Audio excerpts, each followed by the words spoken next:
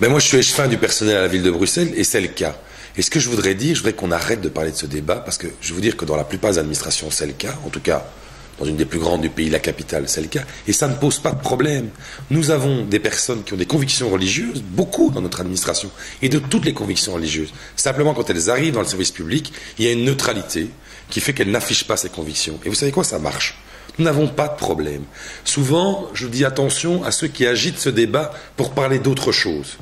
Je crois que si on adopte les choses de façon sereine, on remarquera que dans la plupart des cas, ça ne pose pas de problème. Donc ayons une attitude claire par rapport à ça.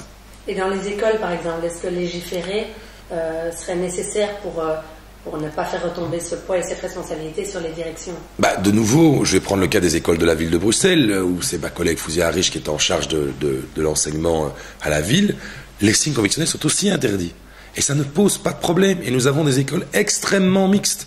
Donc attention à tous ces dispositifs qui sont parfois des lois symboles, faire plaisir à certains. Regardons la réalité des faits, ça fonctionne. Si des écoles veulent, notamment du réseau libre, permettre le port de signes distinctifs, c'est leur choix, c'est le réseau libre. Mais dans le réseau officiel, nous défendons un principe de neutralité.